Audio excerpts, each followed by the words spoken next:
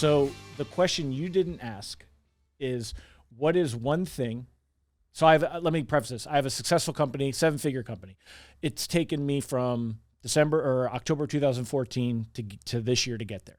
What is one thing that I would go back and change in the last 5 years that would have sped up that process or that I would have done differently? Great question. And we've kind of touched on it, but I'm going to reinforce with it. I would have, going back, if I get one chip, I get one opportunity to jump in that the DeLorean, and I could go back, I would have listened to my right-hand guy and the business coach much sooner, and I would have put away the buffet and opened up my Kentucky Fried Chicken.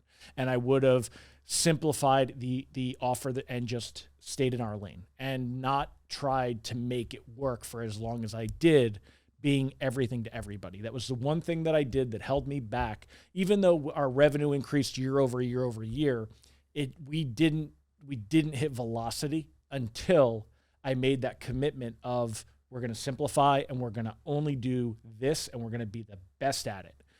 That's one thing I wish. My goal was always to have no regrets, and I don't have many regrets in life. I would say almost none. But one thing, it's not a regret, but if I could go back in the 5 years, I would go back a couple of years ago. I would go back. We switched in 2020. It had nothing to do with COVID. It just happened to be that year. But I would go back and say in 2018 and say, this is what's waiting for you. Just do it. That's the one thing that I would do differently. And that's the question you would ask me is, what one thing would you do different? I would have done that sooner. Man.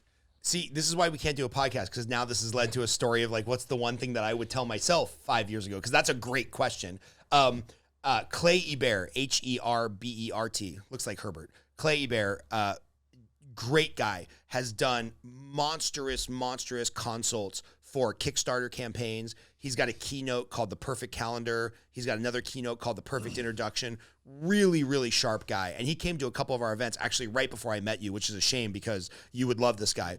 So awesome dude. And about 4 or 5 years ago, we did a sit-down consult with him. And like Consolidated Coaching had kind of been like just it wasn't really even a business yet, you know, and I kind of loosely had a business partner, Mike Merriam, great guy, now runs his own coaching business, very successful, love the dude. We didn't need to work together. We couldn't really find our vision together.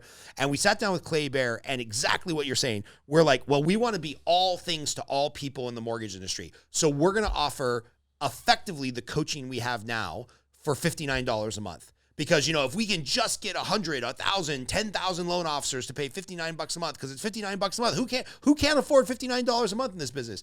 And Clay looked us straight in the eye, and he's like, dude, I made this mistake.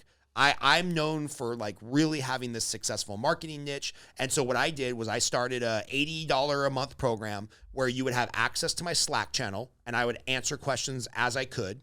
And then we would do like a once a week webinar, group webinar. And he gave me some advice then that I didn't take, and I wish I would have. He's like, when you have a low-cost product, be very careful that you're not building a tribe of people you don't want to lead.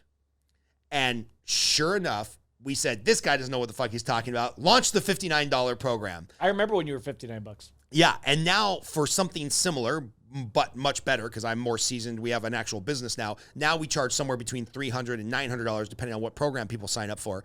And sure enough, that's what happened. We built a couple hundred people paying $59 a month. And even though I knew it and they knew it consciously, subconsciously, they thought for $59 a month they were paying for private coaching. And even now, my $900 a month clients, they know they're not paying for one-on-one coaching. They're paying for group coaching. They're paying for me to curate the group. And I do a lot of content on Sunday and drip it out throughout the week so I can work on my mortgage business. But what we ended up doing is we ended up building a $59 product where half of the people who were raving fans became haters because they got mad that they didn't have private access one-on-one at demand for $59 a month, which obviously I couldn't do because I was building a $100 million mortgage business. And so half of the people that should be clients today are dissenters from the program because they were in at $59 a month and they were like, well, why would I pay $900 now? You know, they should because the business is great and our clients are having success. But I did exactly what he said not to do is don't build a tribe of people that you don't want to lead, because at the end of the day, the person whose credit card gets declined when you try to charge them $59 at the end of the month, those are not the people you want to grow alongside with. You know, if they don't have $59 available balance on their credit card, they're not taking coaching seriously. They're not growing their business. And sure enough, that's the one thing, if I could go back in time, I would have had a much higher price point earlier with a better group of people. Then you curate a better group and a better tribe. Then they help each other grow. It's not a surprise that when I raised the price point, the people that were committed back when they were doing $15 million a year in loans are now doing $50 or $100 million a year in loans. And they're not scared that rates went up, and they're excited to get back to $100 million a year in purchase business, all because I had that higher price point, which made people more committed, which means I had a better tribe, which means they have more success, which means we have more testimonials to get other higher paying clients. And I'm like, Clay, if you're watching this, I'm sorry I didn't listen to you the first time. If I could go back in 5 years and kick my own ass, that's what I would have done.